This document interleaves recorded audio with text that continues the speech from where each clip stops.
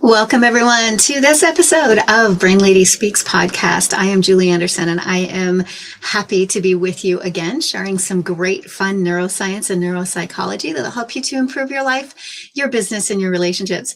This month is Mental Health Awareness Month, and we are shooting some videos and some podcasts that are connected to things that we can do in our everyday life to bring in some raise the mental health, raise the awareness, and help you to deal a little bit better with stresses. And we're going to be talking about blue spaces. So stick with us. We've got some fun information for you.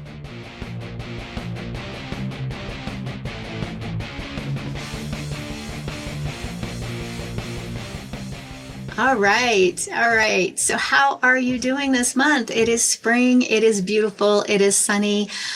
Some sprinkles of weather in there, bringing down some water, bringing down some rain on the ground, which is something that we need always, because water is important.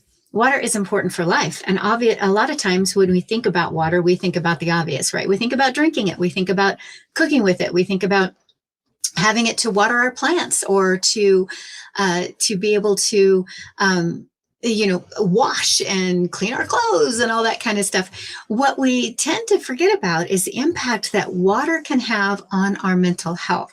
How does water impact our mental health, and why are we drawn to bodies of water? So we're going to talk today about blue spaces and what it is about being around water, especially falling water or rushing water, that kind of makes us feel really, really good.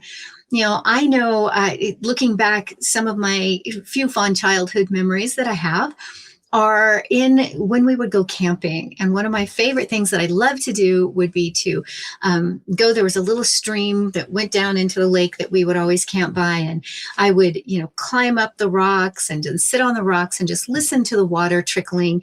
And this was back in the day when it was okay to drink out of streams, and I'd reach down and I'd get a scoop of water, and just was so peaceful, and I enjoyed it so much.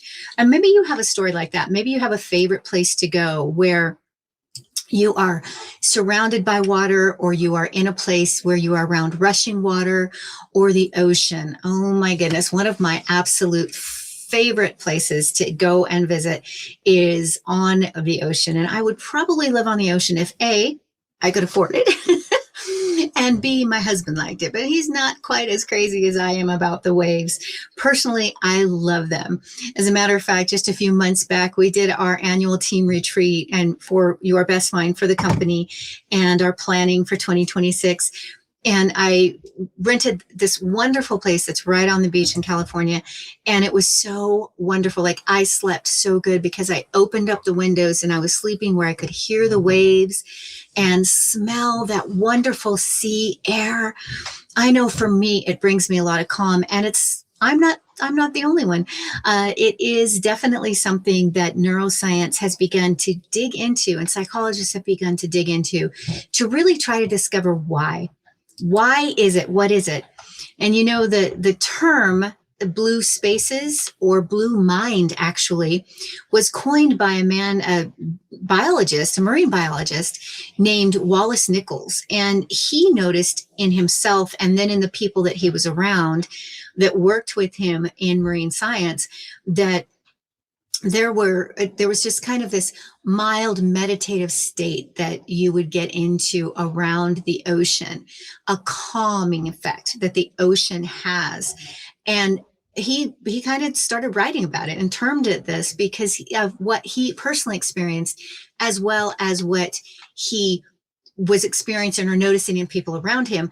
And this concept really is highlighted, or is now, this understanding is now backed by neuroscientists. There's a lot of neuroscience that has gone into the reasons why when you are around blue spaces. Last podcast we talked about green spaces.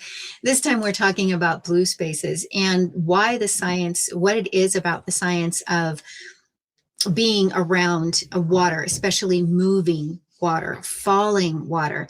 And to some extent, they don't know the exact reason why. There's different hypotheses that we'll talk about, different things that they've noticed in the brain and body. But when you are around falling water, and the water droplets, the water molecules actually, burst open, they create negative ions in the air. And we don't really understand why these negative ions affect us the way they do. But once they are inhaled and passed into our bloodstream, they can just work amazing things on our mood and our health. Some of the benefits that they are discovering is it increases the blood flow to the brain, which then, of course, increases alertness and that prefrontal cortex activity. And I've heard me talk before about how this is so important for higher thinking. It increases serotonin levels, and serotonin, of course, leads to a better mood, right? And decreases symptoms of depression. Therefore, it also reduces stress. They have discovered that it boosts immune system function. It raises your immune system, lowers blood pressure, and even enhances metabolism. Isn't that cool, right? All these different things that are happening in the body and in the brain when you are around falling water. And there's studies that back this up, right? There's a study that talks about, it was in 2020, and it talked about how being around blue spaces, right, or being around water, especially water that is breaking, is moving, has motion to it, there's a parasympathetic nervous system activation. And this 2020 study, it was actually listed, there's a really good, I'm going to refer to this article or this information that was put out in the Conservation Law Foundation. They found that it activated being around water, whether you were in the water swimming, or you were on the water boating, or you were just sitting on the coastline. And this can be the ocean or lakes, or even streams or rivers, that it shifts the body from the sympathetic responses, which is that fight, flight, that high activation in the lower regions of the brain, into a parasympathetic system. It brings that up, right? So much like certain breathing techniques can shift that, being around water tends to do that. And that lowers the amount of stress response in the brain. It lowers cortisol in the brain. It actually can cause this, physical relaxation.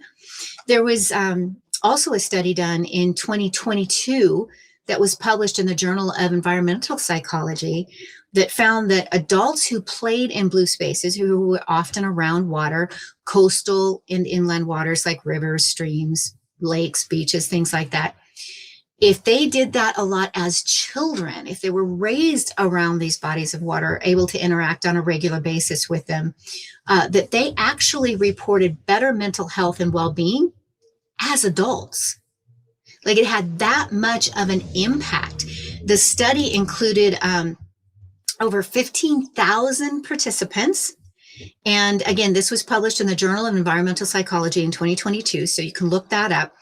It showed that these 15,000 participants in 18 countries that found that the nostalgic memories of being around water when you were a child, or childhood play directly around water, correlated with lower physiological or psychological stress as an adult. Isn't that interesting? They went on to say that those who spent time near water as children were more likely to visit, yes, I'm reading this in notes, more likely to visit natural spaces regularly than as adults, and felt a stronger intrinsic desire to do so. And when we're in nature, we discussed this last podcast, when we're in nature, we're out in those spaces, those natural spaces, whether it's green spaces or now the blue spaces, there are all of these psychological and physiological positive responses to being able to just deal better with the stresses that is around us. So pretty exciting information, right? And it's not all water is the ocean, but that doesn't mean that being around fresh water isn't just as as beneficial. Oceans oftentimes get, all of the credit, right? Because they're so majestic and so big. But freshwater, rivers, lakes, streams, even canals, even man-made canals also uh, lend benefit because it's the sound of the moving water, it's the auditory input, as well as the visual input. The brain runs on rhythmic patterns, right? We know this. We know alpha waves, theta waves, beta waves, right? Our brain runs on rhythmic patterns. When we are around a place that has that, that rhythm of the waves crashing, whether it's a small shore of a lake or the large ocean front, it's actually matching our brain waves will calm and match that as well as our heart rhythm. So it's very, very interesting that just the water sounds promote relaxation and activation of the parasympathetic nervous system. Through that changing the frequency of our brain waves, right? It is something that triggers the release of dopamine and oxytocin. So we already talked about the serotonin in a lot of the neural connections or the negative ions entering in through into our bloodstream. But now we have the auditory input, and it induces dopamine as well as oxytocin, which oxytocin is a bonding and a calming neurochemical.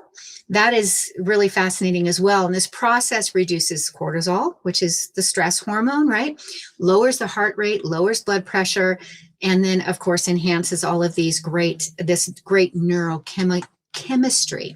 So being in green spaces is something that you can include in your day-to-day activity or in your mental health program. This is not just for individuals who might be struggling with extra mental health challenges, but also with every single one of us.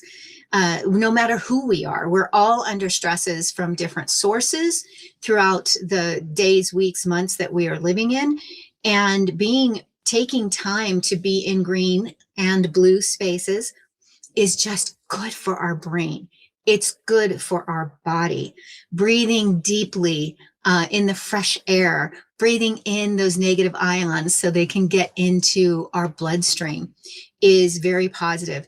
Now, I do want to mention, as always, please, if you are under the care of any mental health professional, please always never stop one form of therapy because you heard something great on a podcast, whether it's my podcast or somebody else's, right?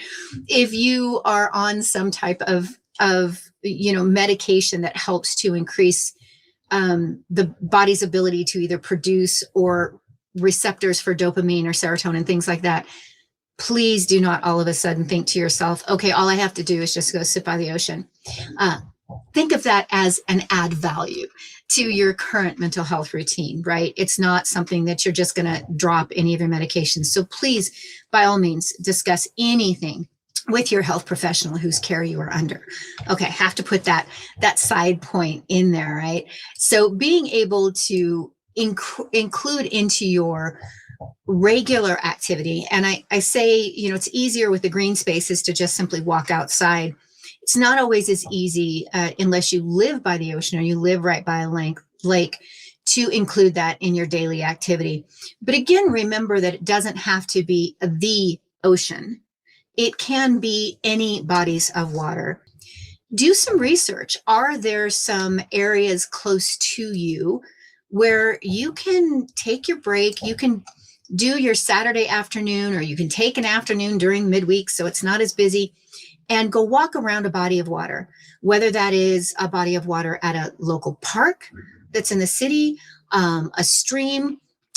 Where I live, we're pretty blessed that in the Sierra Nevada foothills, there are lots of bodies of water, and there's lots of rivers and streams off of those rivers and are going into those rivers, and those rivers are going into lakes. So within a very short drive, we can access that. If you're not living that close to to nature areas, then look into your local park systems. A lot of parks do have, at the very least, a small body of water that you can go walk around. So getting yourself in areas, or even just swimming, being in water and swimming, there's a lot of benefit to hydrotherapy. And then you're getting that kind of that physical activity, and you get that endorphin push from the exercise because you're actually swimming, but you're also around water, and you yourself, as you're swimming, are breaking the water. So there's some benefit to that as well. So don't think, well, I live in the middle of the United States, or I live in the middle of the continent that I live on, and I can't get out to the ocean all the time, Julie. So thanks for nothing. No, you can access water, probably pretty close to wherever you're at. And if you aren't able to access water within, a 10 to 15 minute drive of where you are at, think about bringing the water inside. So the same as bringing the plants inside, water's not going to have the air purifying effect that plants do, but you can bring in water features. I don't have one in my office currently. I had one, but I found it was too small. And the problem is that I heard the hum of the little water pump more than I heard the trickling of the water.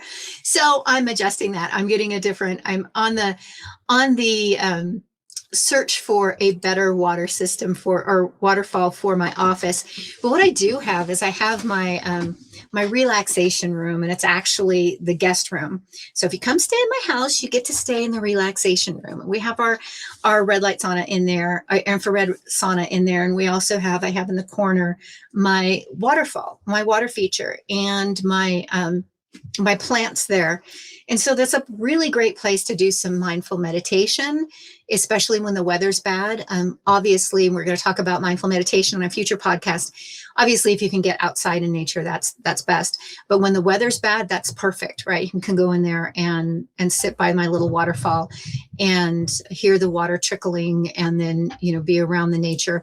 When I go sit in the sauna, I will turn the waterfall on because I can hear the water from inside the sauna because it's right next to it. But at any rate, the point is you can bring it in, right? Think about ways that you can bring that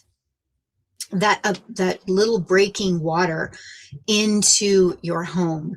And if you get ones that are big enough where you don't hear the pump running, you get the auditory benefit as well. But even if you're not getting the auditory benefit because the pump is too loud, you're still getting the negative ions in the breaking water. Remember, that's one of the things that they have found that is so beneficial, right? Not necessarily sure exactly what the process or why it causes this process in the body. They know what the process is, but why it causes it, but it does. We're just meant to be around natural things, right? And so breaking water, oceans, blue spaces are so good for your mental health, right? So think about that. Think about, okay, if it's bad weather or I can't get out into nature around blue spaces, then how can I bring the blue spaces in? They've done some information. I'm trying to remember where I read this. Oh, I should have had this pulled up. Sorry. It might have been in the medicine. I think it's medicinalmedia.com had an article, and I think that's where this one came up, where they talked about actually even just having an aquarium. We grew up with aquariums. I don't have an aquarium now. We had all my life growing up. My mother had a big 15, 20 gallon tank, I think. We would just sit and watch the fish and, listen to the pump, bubble up the water. So even just having an aquarium in your home can also be beneficial and show calming effects. And these are tools that you can use, especially when you are in those moments where you can feel your sympathetic nervous system on fire. Like you just know it. You feel it in every fiber of your being. And because you feel it, you can't really think your way through it. These are great techniques to be able to help to begin that shift and get the parasympathetic to come up, along with breathing activities that we'll talk about on a different podcast. But this being around water, just sit yourself in front of the aquarium and watch the fish swim, listen to the bubbling of the pump, sit around the water feature that you bring into the house, be outside in the green spaces. If you can, doing things like this are going to help to, even when you can't think, because remember, when you're in fight flight, when your amygdala is on fire, your prefrontal cortex is not. They cannot both be on fire working at peak at the same time. It just doesn't work that way because they are both energy hogs. They're brain energy hogs. So you have to calm one in order to bring the other up. So all of these different techniques will give you just another tool in your tool belt, right? Or your toolbox, just another thing that you can do when you are feeling stressed. And then maybe you have it around your house, but then maybe once a month you take that mental health break and you go spend some time, take an afternoon, take a day, take a weekend if you can, to be around a lake, a river, a water, or an ocean, and just allow the tide of mental health, right, to come in. Let that water to help you reverse or deal with some of the stresses that we're dealing with. So what can you do, right? Think about, what is your go-to blue spot? Do you already have one? Do you already have a favorite place? Maybe it's a water fountain at a park, or a local lake or river or stream that you just like going and sitting at, that maybe you haven't fully appreciated until this podcast and understood just how valuable it is. If it is, I'm going to challenge you to share that with us. Put it down here in the comments, right? Let us know, what's your favorite go-to spot? Maybe it's your favorite, your favorite national park that you like going to, your favorite lake or river you like going to. Share it. Tell us where it is. Tell us what your fave is and what you really like and enjoy about it. And then, of course, as always, give us some thumbs up. Give us some social media love. This is a special month of activity for anyone that's in the brain space, or anyone who is suffering from mental illness. The whole idea of having a mental health awareness month is to raise the awareness, not just on how we can interact with individuals, how we can appreciate and validate individuals who suffer from mental health, but what are some things that we can do as individuals to improve our mental health, or to provide spaces for other people to improve their mental health. So that is what we want to do. So share this. There's some valuable information here and some references. You want more of that information, then be sure to comment, email us, give us an email at info@brainladyspeaker.com. That's brainladyspeaker.com. If you have comments, or you have a thought or a topic that you want to see on the Brain Lady Speaks show, then send that to us. You can send it to either info@brainladyspeaker or Kelli, Kelli, at brainladyspeaker.com, and put podcast idea in the subject, or podcast guest in the subject. Maybe you'd like to be interviewed on the show. We always love having interactions and conversations, so it's not just me here talking. But anyways, yeah, give us some feedback. Let us know what you'd like to hear and see on the Brain Lady Speaks podcast.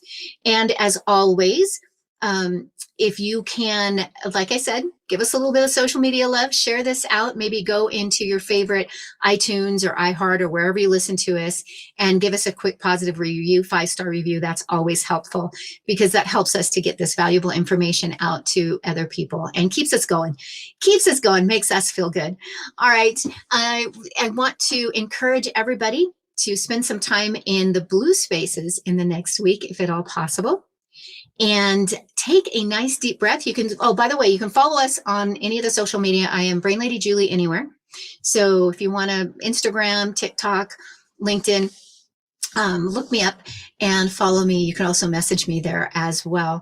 And we'd love to stay in touch and hear what you have to say and be connected to you and help you out wherever we can with any ideas that you'd like to have on the podcast. Okay. So for the next week, you have your suggestions. I want everybody to right now just take a nice deep breath, breathe in, and go out there and simply enjoy every moment. Until next time.